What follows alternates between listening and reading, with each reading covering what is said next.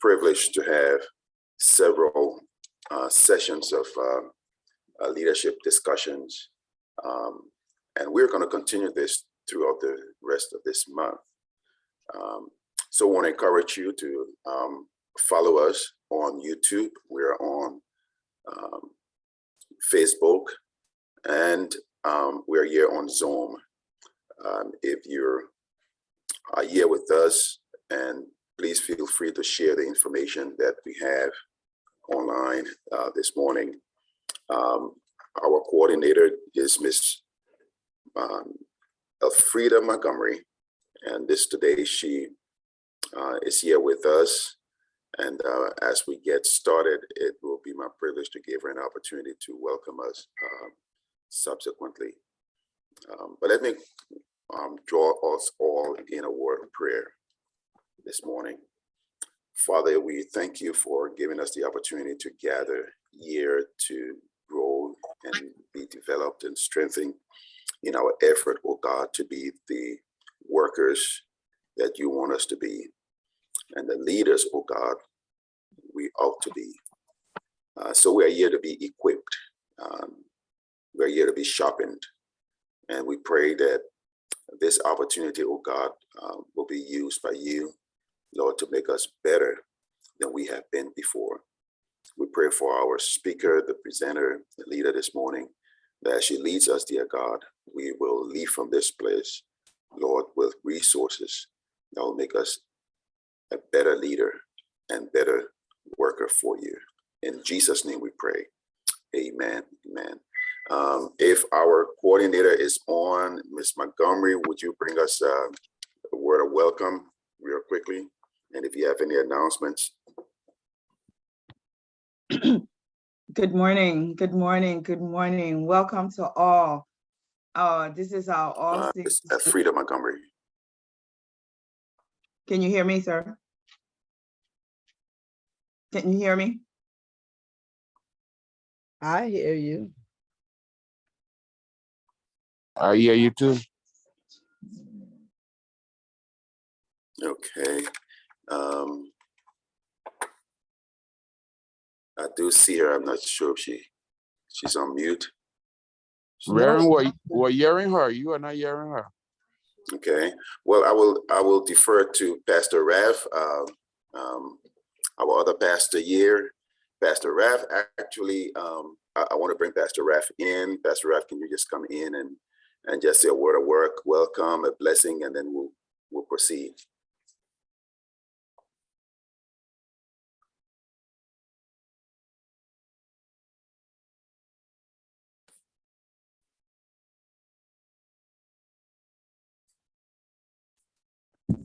I hope y'all can hear me.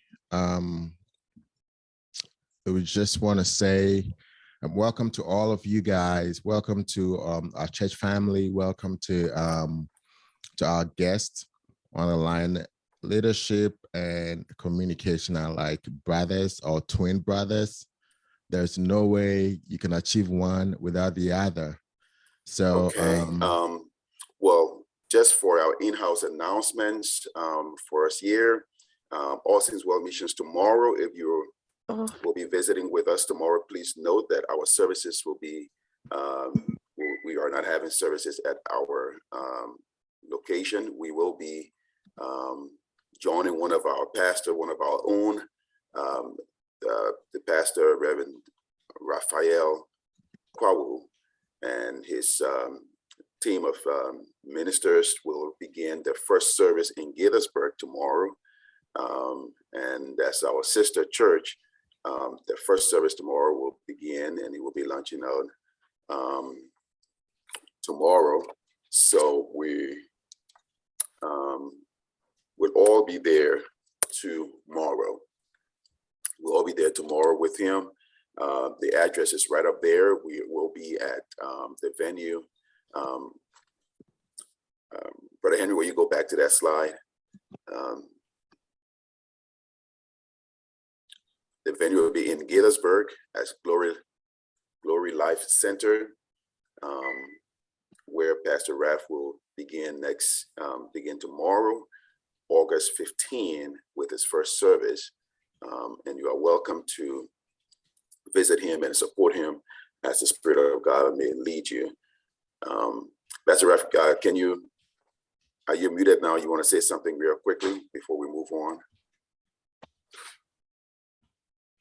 Yes, can everybody hear me? I think Pastor Raf is having some technical difficulty No, there. you He just having the texted me and asked difficulty. me about could hear You him. having the difficulty. But we can come back to that to Pastor Raf at the end of our Reverend, session before we close. Reverend. If he's still having difficulty I don't think coming he in, hears anyone. we'll do that.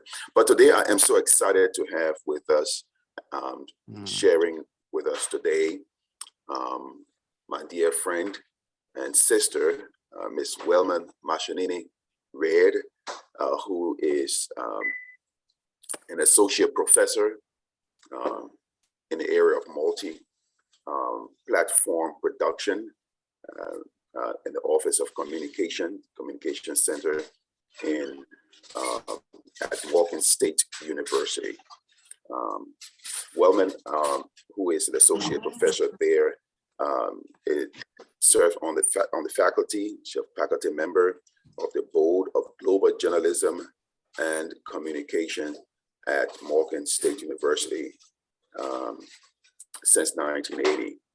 And she is awarded film maker, an anchor, newscaster. She served as a very permanent and popular newscaster in Liberia for many years. And she also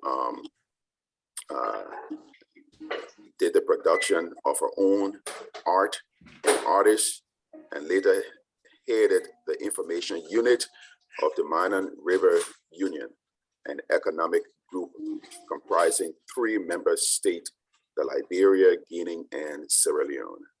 Professor Red co-produced and edited official documentaries for Africa Day 2015, So she did the documentary for the Africa Day 2015, 2013, 2012, 2011, and 2020, and was commissioned by the African Ambassador Group in Washington, D.C., which were screened each year at galas sponsored by the 54 states of the African Union. She has several awards, one of which was from Morgan State, the African Heritage Award for Botswana, and an African jewel and documentary about the remarkable African country of Botswana, which had the fastest growing economy in the world for a few decades. So I'm so privileged and honored to have her with us, and I'm happy she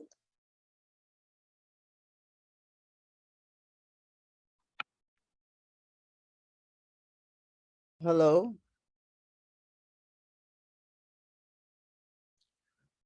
I think I think Reverend is having some issue. Hello. Okay. Can Pastor Ralph, why don't you go ahead? Because now he's gone, and finish what you were saying. Yeah, so let me see. Yes, I can hear myself, and I can see my microphone is green, so I'm sure everyone can hear me. I can hear you. Thank you, Ms. Wilma. Welcome so much.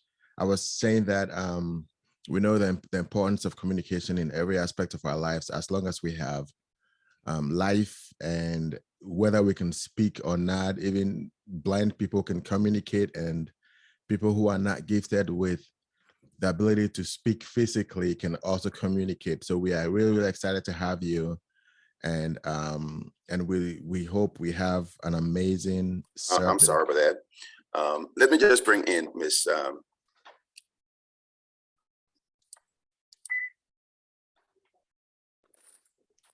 sorry about that. Hello, Reverend. Thank you again. I'm so sorry about that, but let me just bring in Mrs. Red at this time. Want to welcome you in, Sister Welma Mashanina Ware, for giving us the opportunity to share with us. Thank you.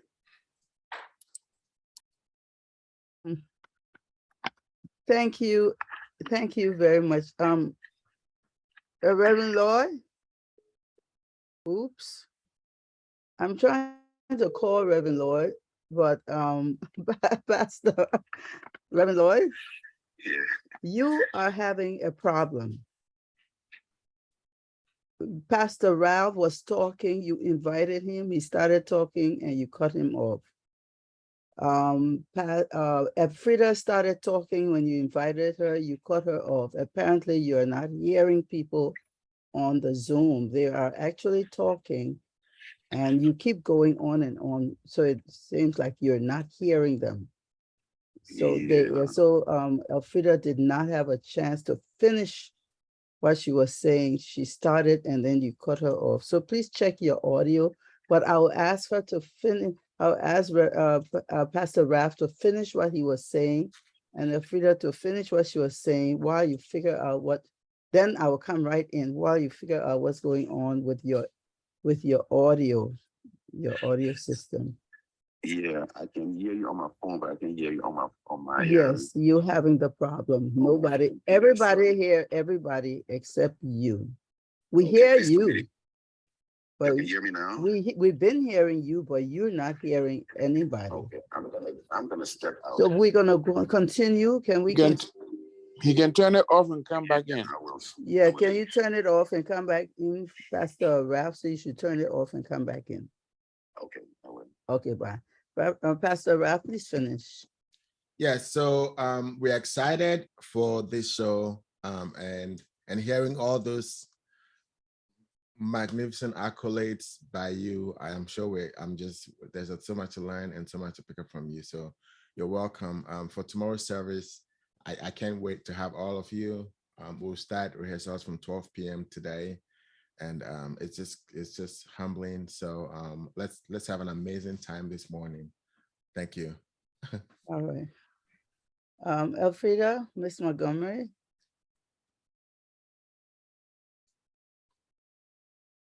You're muted right now. Yeah.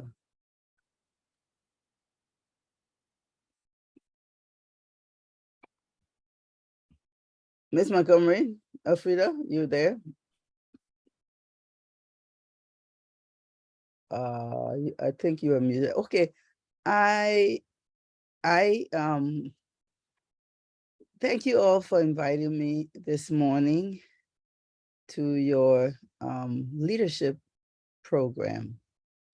And as Pastor Rav rightly said, leadership and communication go hand in hand. And leadership is about management. And one of the key aspects of management, of course, is communication. And so I will share a few nuggets that I have on communication. First of all,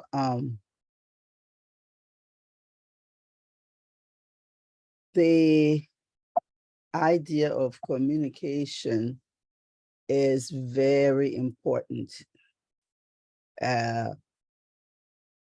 So what we'll be covering today will be, one, we want to emphasize the importance of communication. Then we will look at different models of communication. And this is based on studies that have been done in the past and theories that have been developed. And then we'll look at some good communication cues.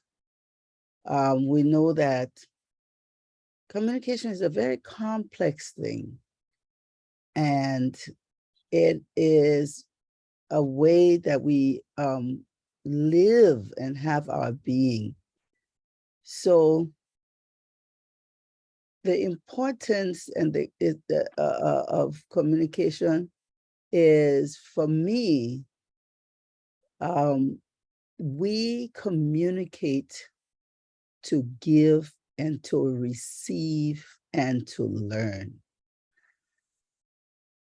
We are, this is a spiritual group, and I always look at myself as a soul, a being that's using this body. Okay, some part of me is a little light, and I'm in this body, in this world, which is not our permanent home, but I use my voice to let what's in my soul come out and let you out there experience what I am thinking. I use my hands and my touch for you out there, for whoever I'm going to touch, to be able to make contact and see and realize that there is some living soul in here. So I use my ears to receive the sounds, and that's communication. I'm hearing the wind blowing, I'm listening to the air conditioner, I'm listening, so I'm communicating with life every second. I'm communicating with the people around me every second. And in my communication, I try to always to keep it authentic before letting something come out that I'm going to share with the world. I want to make sure that it is a good thing that I'm putting out in the world. I want to make sure that what's coming out of me is going to uplift whoever will be receiving it, hearing it, seeing it, touching it, smelling it. Whatever comes from me should be wholesome. And so in my communication with people, I ask myself, especially when there's some critical, difficult periods going on, and I want to say something, especially when you're emotional about something, like if you're mad, if someone has offended you, or you think someone else is doing something wrong, because our communication is like that. We become judgmental. We evaluate everything that's coming to us, just like others evaluate what's coming from us, what they receive from us. And that whole evaluation process is a way of coding, right? If I am in Germany or China and I'm speaking, the people don't know English, they will not be able to encode, or they will not be able to decode what I'm saying. The words I use, we have to remember, it's a language that has been made up. And so we use words to express how we feel, to express what we want to say. What is important is, what do I want to say? What am I trying to express to you? And how will you understand that? So I have to use a code. In this case, the code I'm using is the English language. And when I send this, my code, and say what I'm saying to you, so I'm encoding my thoughts and my feelings and my ideas, and I am sharing it with you in English. The quality of what I'm sharing, it is different depending on the channel I use. Right now we're on Zoom, we're on Facebook, we're on YouTube. So when I send out something to you, you may not be able to touch, feel, hear, you will be able to hear and see what's on the screen, but there are limitations when we communicate like this. It's different from when we are in person.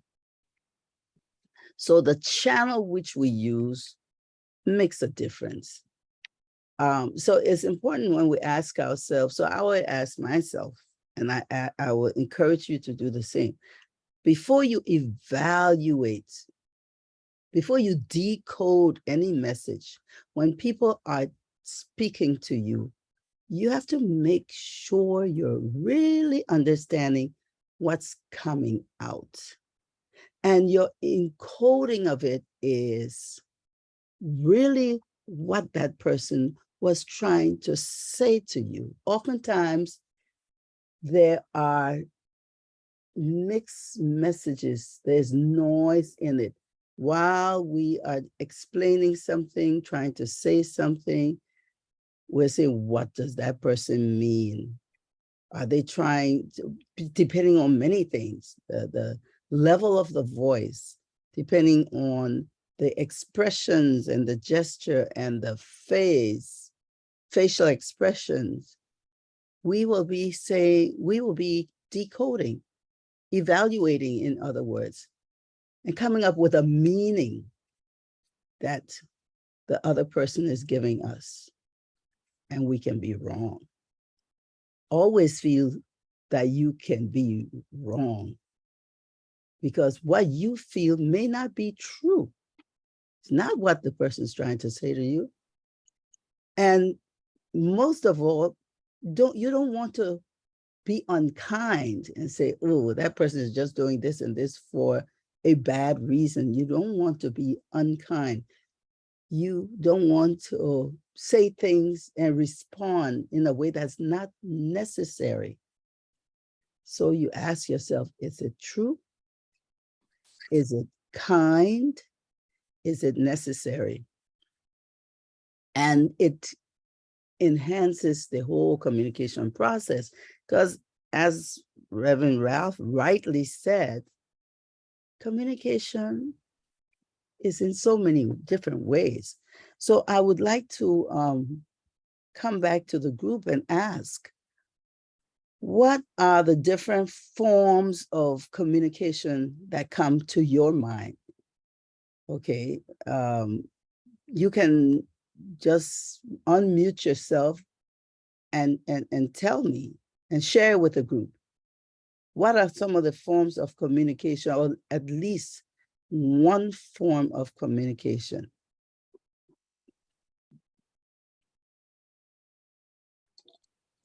Nonverbal communication? Give me an example of a nonverbal communication. Like when you're having a conversation with somebody, you're maybe shaking your head so that they know that you understand what they're saying. Mm-hmm. Right. Or hand gestures.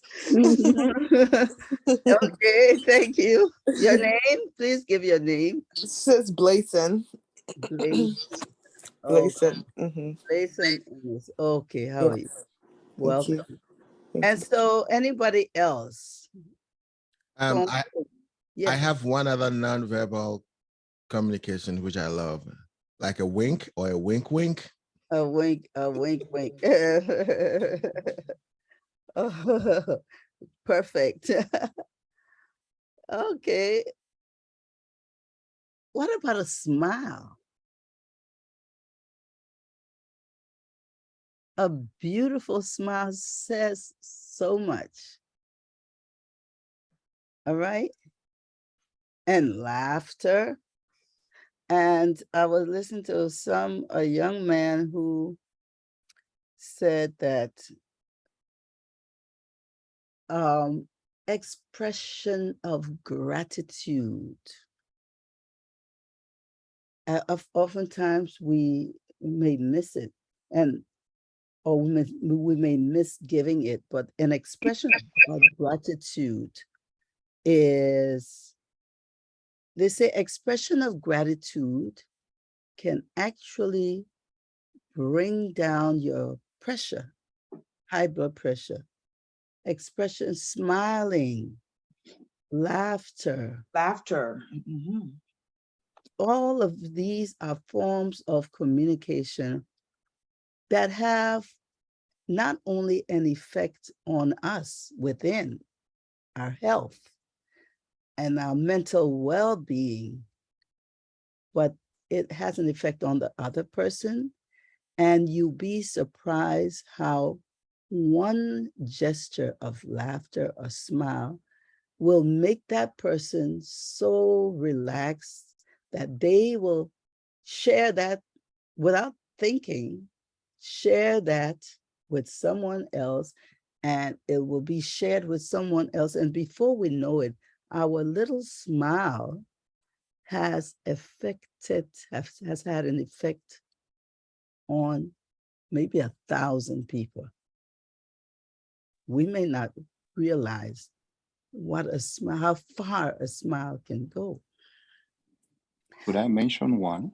Please. Okay, this is Michael. One that I find very, very interesting is silence. And it could be a loud silence so that it's so loud. Absolutely perfect. Silence.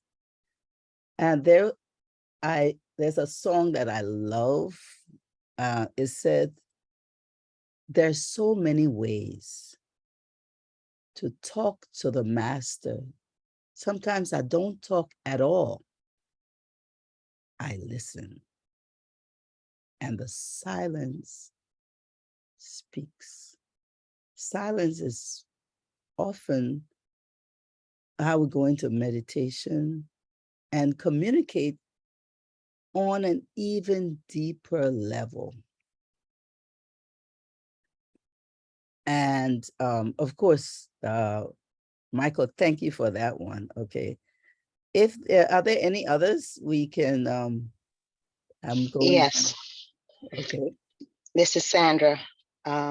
Just another one, a touch of affirmation. Affirmation. Is that what you said? A touch of affirmation. A touch of affirmation. Perfect. Thank you, Sandra. Okay, so now that we realize how deep communication is, how broad it is, how essential to life it is, we can get into some of the theory of communication. For me, communication is the only way that life, it's the way that life goes on. And even someone who is deaf, blind, or mute, can't talk, they have an even deeper level of communication going on. They can feel. I've seen a deaf dance troupe where they were feeling the music. People were playing the music and they were dancing. They were feeling it through the pores on their body. So don't underestimate communication. And God has given us the ability to hear, feel, smell, talk, taste, and even go into deeper dimensions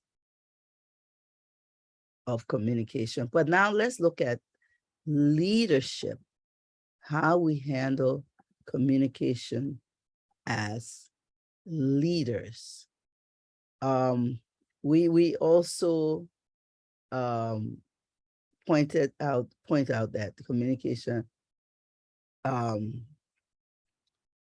can solve problems And that's why what we do with it, we can either create a problem or solve a problem in communicating, in the way we communicate. We can, what did I say? We can create problems with our communication or solve problems. Okay, so there are three theoretical models of communication, and forgive me if I get into the theory. I will not try to go too deep, but the three communication models are one, linear communication, one direction. Interactional or interactive model is also called transmission model of communication, is two-dimensional. You share something, someone responds. And then the transactional, multi-dimensional model of communication. And so the theory is based on observation. For a minute, I'm going to, so the linear model of communication, but before I go into the linear model of communication, I just want to say here that long ago, even back in 300 years BCE, before Christ, before that was when the Greeks were had developed this civilization where they looked at how we communicate with each other, how we develop our society, how we go about learning. Learning is all about communication. So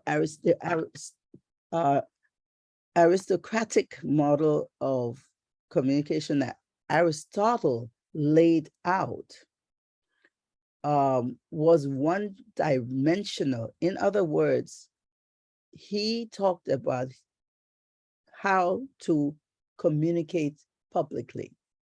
You give a speech, you write your speech or extemporaneous, and you give it to someone, and that's it. You walk away.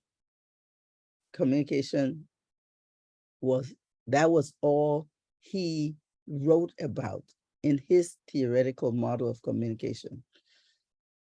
It was later developed by others by the 1940s and 60s. Laswell, Shannon Weevil, they all came up with a similar, maybe a little more developed, but they too came up with communication model, which were basically one-directional, unidimensional.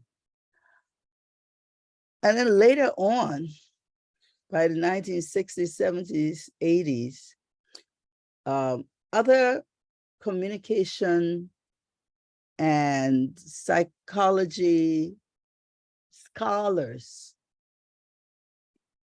looked at it and say, you know, there's more to communication. It's a two-way street. I share something, you share something back, and you respond.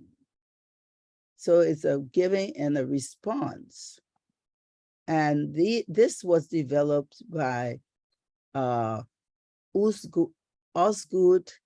and Schramm, the two people who worked together, as well as Wesley and McLean. They developed two other models that were more two-directional. Now, beyond that, a multi-directional model of communication was developed, and it's called transactional communication model, which is multi-dimensional, multi-directional. And in all these models, even in the previous model, there are two individuals are identified as being the communicators. So we have a sender and we have a receiver. And in the previous models, you have a sender, you have a receiver, but in this more developed idea and theory of communication, each sender is also a receiver, because as you develop a message, you are encoding it. You're creating a code regardless of the type of communication you're using. So we all hear all the time about learning to be coders in order to build internet websites, in order to build apps and various kinds of web tools. You use a code. And then they talk about not just the code, they say there's a language. In fact, just for IT, there are many languages. You have the HTML language, you have the JavaScript, you have CSS, and more. So there are many languages just for coding. Of course, we know there are tons of languages when we speak.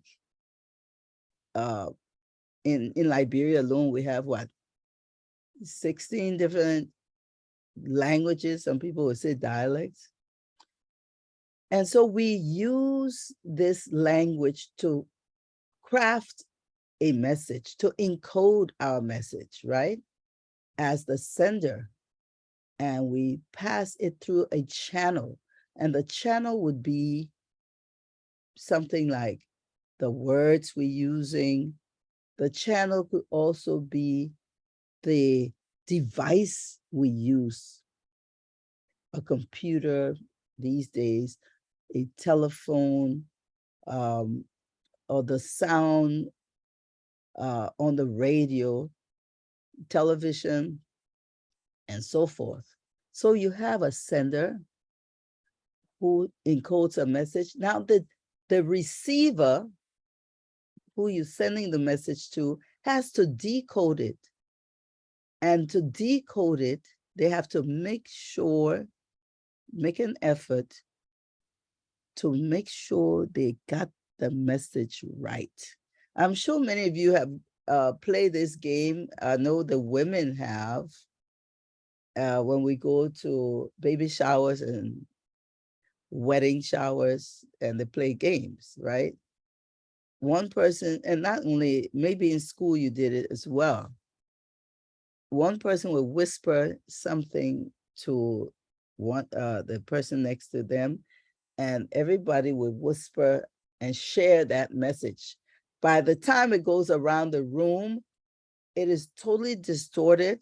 What was said originally sounds nothing like what the last person got. That's the reality of life.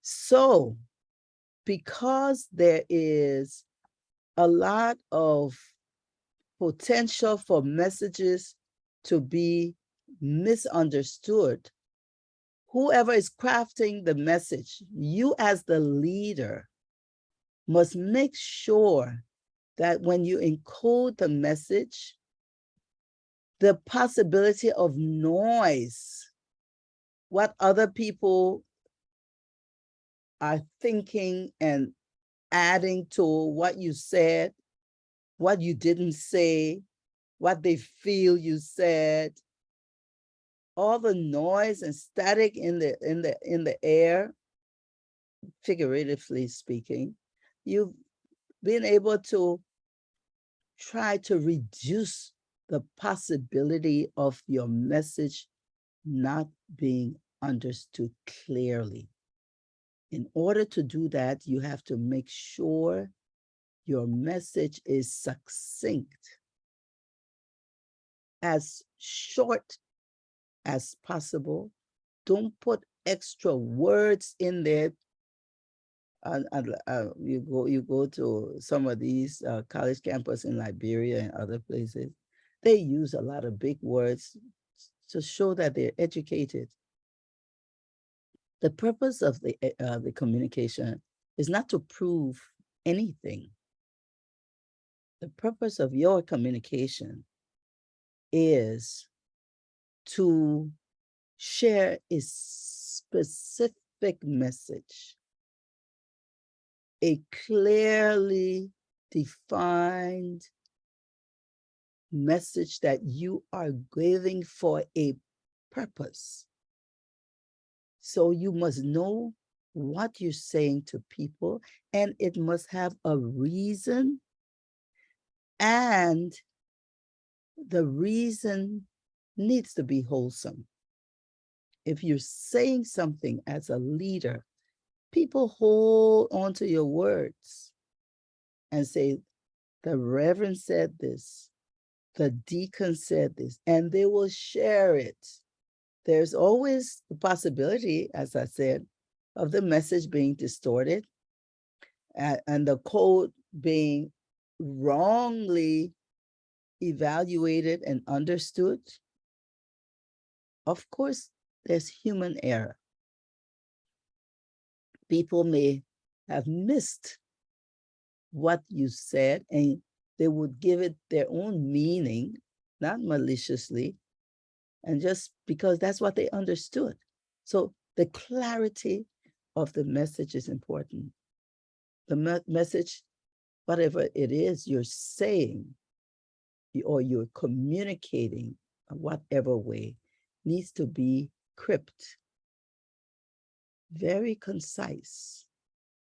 It needs to be clear, no confusion in it. It needs to be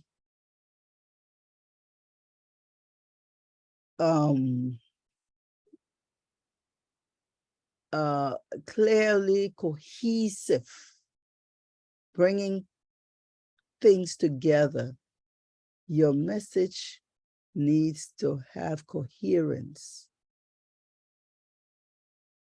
It can be well crafted, and so it's a important responsibility to know what you're saying, why you're saying it, and to what end. What do you want to achieve? In every conversation, if you're not sure, as Michael said, silence. You don't have to be talking all the time to make yourself feel relevant and present. You don't need to be giving your opinion all the time. When someone comes to you and speaking to you as the leader, they too are coming to you with an encoded message. You have to take time and make sure you decode it properly. If you're not sure what they're saying, ask. Don't be ashamed to ask. Asking means going deeper and getting a clarification that is actually beyond what the person's saying by asking, did you mean this, this, and this?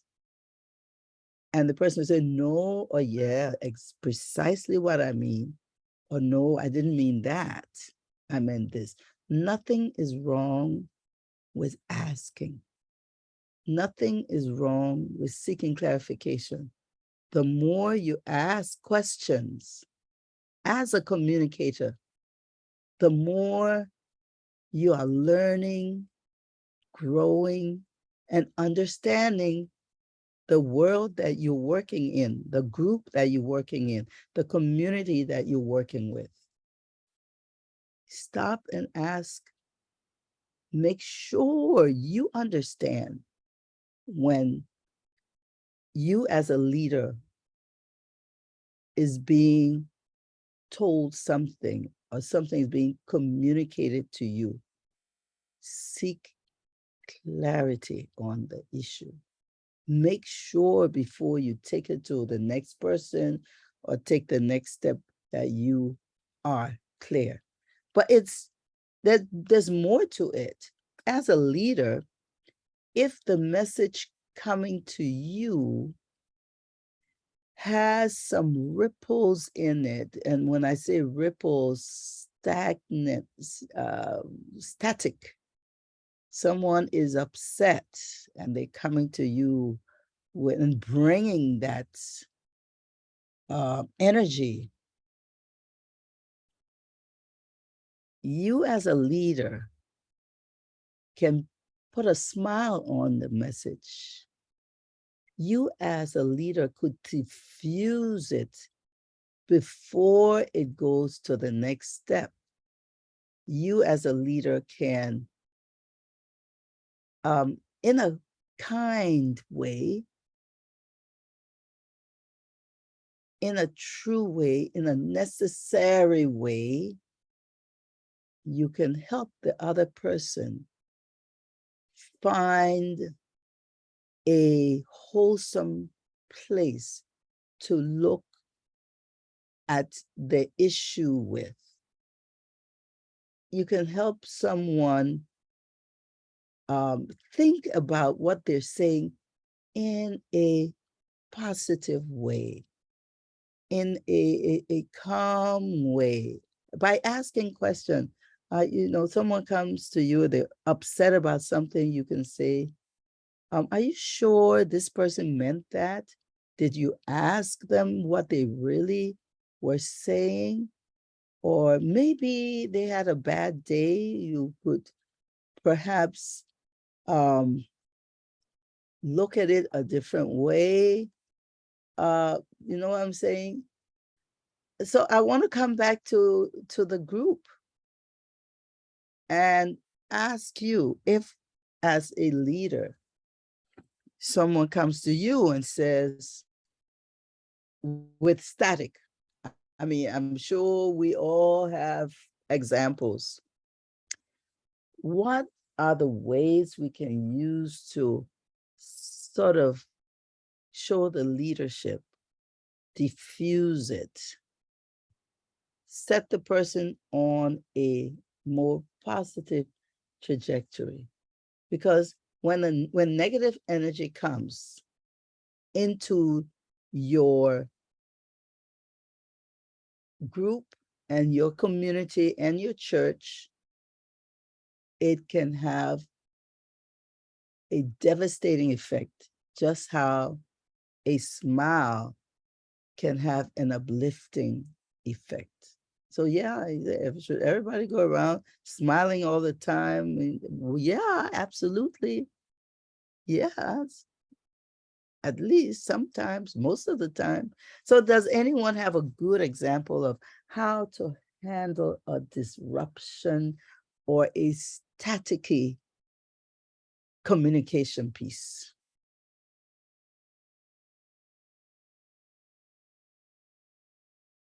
So we in this together.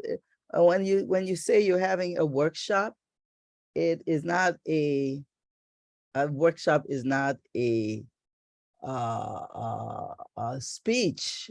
It is a workshop is transactional. We want to look at different ways that people have experienced things and share. We want to bring in all of the wisdom that's on this Zoom today, this morning, and share some of the ways that we can use communication as leaders to solve problems? John, I think you. Yes, ma'am. Thank you so much, Welma. This is really, really very, very exciting. I want to go back to what Brother Michael has said. I think that's the most powerful example I usually will use, especially when there's chaos and commotion or maybe just complete misunderstanding. For me, people know that I do like to talk. People know I love talking, but when it gets to a point where I become silent, it's noticeable. So people got to know you. People that you work with have to understand your communication style. They have to recognize when, okay, this person is saying something. Does he really mean what he's saying versus does he really, or he's just blurping, right? So when you go into this silent mode, people will take, notice and be like, okay, he's not saying or she's not saying something now. Let her take a pause and what's going on. They will come back to you and ask your opinion or maybe solicit a comment from you. And so in my personal life, when I was being a leader or in a group that has some issues, I would suggest that instead of adding to the few or just keep saying something because at that particular time, nobody's listening. Okay, so everybody take a step back and some people say chill out or, just go into a silent mode and recalibrate, hit the reset button, so to speak. Thank you so much. That's a very beautiful one when it comes to silence. Can I say, it's Michael again, can I say one before I go a bit silent because of something I'm doing here? So it's still silent. We're going to real silent, right? Yeah, yes. I was just thinking as you shared what you shared, and then also Brother John spoke. So it then improved on, I guess, what I was going to say. I was just thinking of a sequence of actions, and one actually involved silence. But it's like there's a crisis. Okay, let me animate it here for the purposes of the group. Reverend Lloyd has a very funny story going around him, and we're all wondering what's really happening. So I would use a combination of first, not silence, because I think that everybody wants to know what's happening. So if I'm Brother John, I would first have something, you experts call it a holding statement, that, for instance, you may have heard this and this and this. We are working with all parties concerned to make sure that we get to the bottom of this. In the meantime, we ask that you restrain from this until we're able to. Then the next word is the silence, as, to use Brother John's words, to recalibrate in the meantime, then find out the actions. In the meantime, small meetings go on. And then after a certain time, we might not have the whole resolution around what's happening to Reverend Lloyd. So we say, we just want to give you an update on this. This is what has happened so far. We've discovered this, we're doing this and this, and this is what. And then we go on until we can find a definitive conclusion in terms of what we're going to communicate about the matter. Great. I just try to animate it to. Yeah. But thank you, both of you. The important thing is that using your communication tools to make your organization wholesome, to solve problems, to communicate good things, beautiful things, things that make people feel happy and smile. That's what we need to get in the habit of and practice as leaders. Anyone else? I wanted to add to that question that you just asked about when the communication is static. I don't know how many of my church members know that I do sign language. And one thing in sign language is there is always statics, because people create sign language. When you see people doing sign language, there are words that are not clear in sign language, so it has to be repeated or created as you go along. And so when they're that static, they pause, they ask you to stop and repeat what you said. And there is a clarification going back and forth until the message is clear. And the person who is receiving the message will give a confirmation that I believe I've understood. And then the person who sent the message will give you a confirmation that, yes, that is my message. And then they move forward. And I think not just in leadership, but in every communication, like you said before, the person who's sending the message is that person's message. And it's only that person who is able to clarify the message, not the one who's receiving. And so I think as leaders, when there's stagnation in the message, it is always good to retain the message between the sender and the receiver, those two people, me and you, before it goes further. Continue it between both of us until it is clear. And then both of the two parties have to be in agreement that this is the message before it goes out. Perfect, perfect. Thank you, Reverend Lord. This is, especially in our community,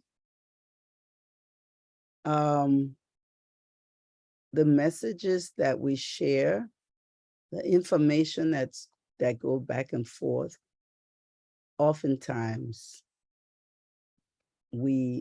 it's just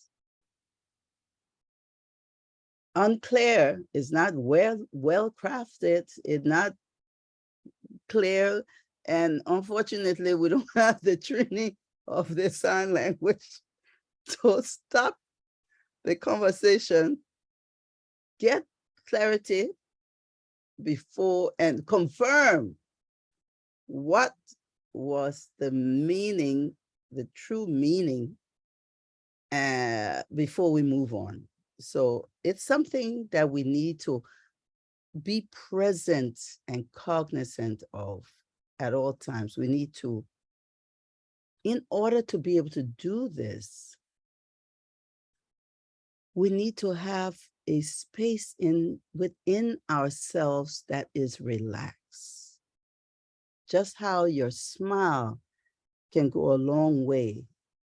If you are not tense and anxious and on an edge, but you make an effort to relax every muscle in your body, breathe. Remember, sometimes when some people get excited and getting angry, the coach will say, okay, slow down, breathe. We need to learn to do that ourselves, within ourselves. You need to always come from a place where you are present and aware of your emotions. I tell you, I had a very, very interesting experience a long time ago when I was working at LBS, the ELBC television in Liberia, the Liberian television I mean, I'm just saying it because some of the young children on the call may not know what LBS or whatever. Like now it's called Liberian National TV, LNTV. And I was one of the managers, my direct supervisor had said something to me. She told me to do something and I did it and it went wrong. And now in front of everybody, she denied that she told me to do this. And I got very upset. Everybody in the room knew that she was lying because they were present. Their communication had been clear from her, either on paper, direct to me. And I had followed what I was supposed to do. And I got mad. And nobody could say anything because I knew I was right. She was lying. And I got madder and madder and madder. I mean, I saw the anger in me was getting more and more. And then at some level, part of me said to my emotional side, I guess, there was a little voice that said, so asked me the question, so how mad you plan to get? And at that point, I had the presence to relax and bring my emotion down little by little until I was actually calm. And I say, you know what, it's okay. I walked away. Since that day, it's not that I don't get angry. I get emotional, but I know how to control it and say, okay, that's enough. Take it down. And I bring it right on down. I don't hold my emotion for days or weeks or months normally. If I decide that I'm not going to speak to someone, I mean, it's on a conscious level. Know what you're doing, control it, and control it for the better. Control it for the good of the whole. We get upset and we spew out negative emotions, but we need to learn, first of all, to forgive. Forgive, that is a giving of something that is for the interest, in the interest of the whole. You giving up, you're right. You giving up your, your privilege, perhaps, for the good of the whole. You giving up your right to be angry or to make a display. You giving that up, forgiving and letting the situation calm down. And if, as people who trusting and believing God, that is one way of letting it go. When you do as much as you can on another level, there is a higher self, a higher being that will take care of the rest. Let me just finish my slides here. There's one more slide. We were talking about the transactional communication model, and this was developed by multiple people, scholars, Eugene White, Dance is the last name was Dance, and Barland. And these are the models that we are working with. Specifically, I'm gonna go quickly to the National Communication association, NCA, it's an association that I affiliate with. And this association is for people who are scholars and teachers and researchers. They are members of this National Communication Association. And they've come up with a communication model which is based on everything that I've just said, pretty much. And they define communication as a focus on how people use messages to generate meaning within and across various contexts, and is the discipline that studies all forms, modes, media, and consequences of communication through humanistic, social, scientific, and aesthetic inquiry. And so you see that there are two communicators, the encoder, the sender and receiver. Everybody's a sender and receiver of messages, and so forth and so on. So this is the definition of communication by the NCA, National Communication Association.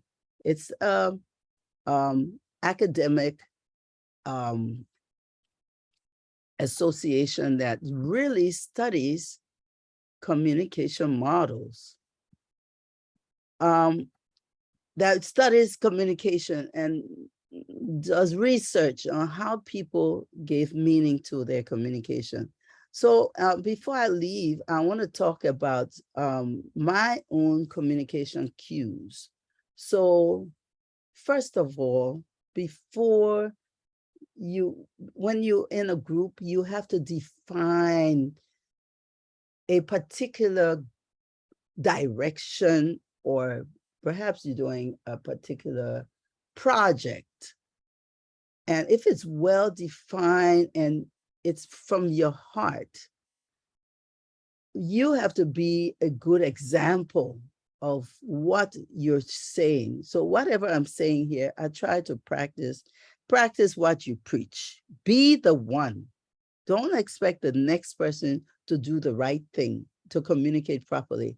They may get it wrong. You get it right as a leader. Speak from the heart. Oops. Plan. Have a communication strategy. When you think things through and put it on paper, it is something you can hold and share and remodel and re-strategize on. Have a communication plan for everything you do. A lot of times we sit down, we're going to plan something, we don't put a communication plan or strategy together. And when you're working with a group, identify the strengths and I would say weaknesses of the people you work with, of the people you lead. As a leader, be a good listener. When someone comes to you, and especially if someone has a problem, don't come and take their problem and say, oh, you know, the same thing happened to me. I mean, you may do it at the very end, after, if you think it will give support. But when someone is talking to you, be present. Give them your full attention. If you can't do it that minute, set up an appointment. Let's talk about this when we have no distraction. Do not multitask. Do not be doing something and then discussing a serious issue with someone who comes to you. You cannot do that. You have to give them your what? Undivided attention. You have to find the time. Either stop what you're doing or reschedule. listen. And you're human, so you make mistakes. Own up to your mistake. Your head will not be chopped off if you were wrong. I have a saying that I like very much. Because everybody thinks they're right? So it's not important to be right. It's more important to find harmony than to be right. Because you think you're right. The person next to you who you're talking to, they think they're right. Because that's where we are. From my perspective, I know I'm right. That has nothing to do with how you look at it. And you have a right to be right from your perspective. And I have a right to be right from my perspective. I see it like this, you see it like that. And where can we find harmony or a balance? And we can find it when we look at this communication model where we try to stop the conversation and make sure the message we are getting is exactly what we need, what the person is giving. And the message we're giving is also the message we want to give. And in all of this, I keep coming back, find harmony. Find harmony. By being a leader, you don't take the top-down approach. The leader always right, and so everybody must listen. No, it's the other way around. The leader has to listen to everybody. So I adhere to a top-down, bottom-up approach. The leader has their own ideas, and everybody else have their ideas. So you have to listen and come up with a plan that is harmonious. So in conclusion, to be a good leader, be attentive. Pay attention to others. Listen. Speak patiently to others. Be patient. Be a shining example. All of this that I'm seeing is part of communication. Patience, waiting is communication. Relaxing within yourself is communication. Being an example in doing what you want everybody else to be doing. Be a good example. That's good leadership. A good leader helps his team members to be better leaders. What good is leadership if you're not passing it on and you're not helping others to learn what you know and to be strong? To be a good leader, you should seek the success of the team. That's what the communication should be for, the success of the team, not your personal success. Which, if the team succeeds, you're on the team, you succeed. But don't focus on you. It's not about you. It's about the community, the team. Treat everyone fairly.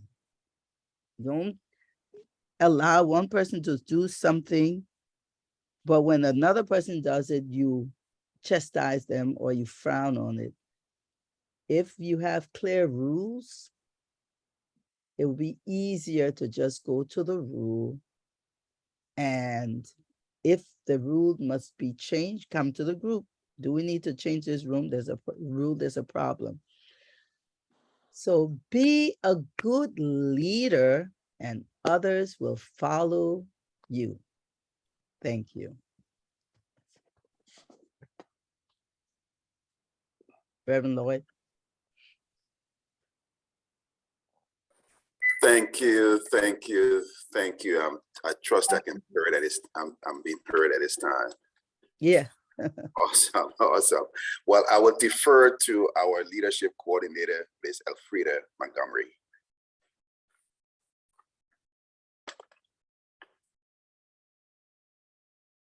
Thank you so much, Reverend. Thank you very much.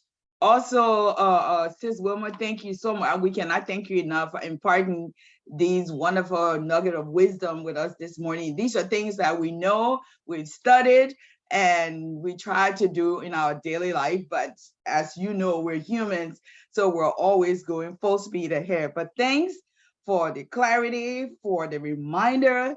Communication is a huge and very important topic, as you have said. And in this age of miscommunication, we know that this is so useful, this wealth of knowledge that you have imparted to us this morning. Thank you so much. We appreciate it. And I'm sure the team enjoyed and appreciate your time. We also appreciate all of your accomplishments and applaud you for every single one of them. Thanks again for coming, and we look forward to hearing from you again in the future. Time is fast spent. So before Reverend gave us a few closing words, please, our next session, it will be announced along with the speakers shortly. And please remember that tomorrow we are worshiping with Pastor Rav at the Glory Life Center at 18943 Bonanza Way in Gaithersburg. The time is 11:30 a.m. It will be in our WhatsApp chat. So please check there again for clarity or if things change. This concludes our session for today. As I said, we will announce our next session and speaker shortly. So we'll go back to Reverend for last closing words. Reverend? Thank you so much. Before Reverend comes, I had my hands up. You guys are ignoring my hands up. Sorry. You are acknowledged. Poor communication right there. Exactly. Pay attention. You are. No, what I was going to share was it was just a request. Sister Rima, thank you so much. That was Welma. That was amazing. Can we have your slides just for leadership preferences so that we can always go back to? Thank you so much. That was all I wanted to ask. Sure. I'll email.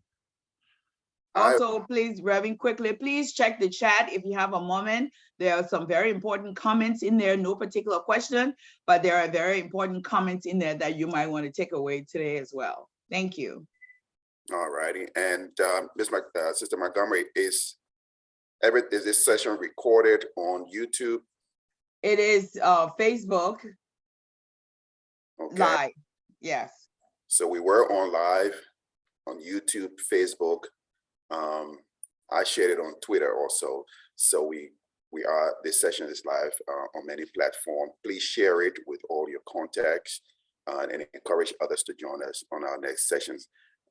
My dear sister, Welma Mashanini Red, I am so proud that with your presentation and proud of you always. You have made great strides, and I'm happy you accepted our call to come and share your wealth of knowledge with us.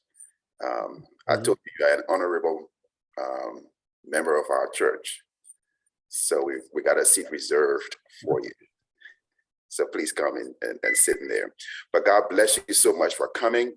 And if I would draw anything out of all that she has said, would be one which learn the art of presence when communicating. And I think that actually resonated with me when we can be present. Emotions distract us, shows that we are not present when we are communicating. When messages are overcrowded with too many thoughts, it distorts our message. It takes us away from that presence of being involved. And that's what Christ wants us to be. Love one another, be a part of one another, and give ourselves to one another. And I think the art of communication, whenever we are communicating, giving ourselves to the others matter, making sure that you are involved in the message, making sure that you're involved in what they are transmitting. People can certainly be transmitting the depth of their heart, things that matter to them. And I think this session helped us realize that presence, being quiet, listening, absorbing, decoding properly would allow us to be the asset that God wants us to be to one another. Thank you so much again, Ms. Red, Mrs. Red. Thank you so much, our leadership team, and thank you all for coming today. We'll see you tomorrow at Glory Life. God bless you. And next week we have some more sessions. Please join us. Thank you.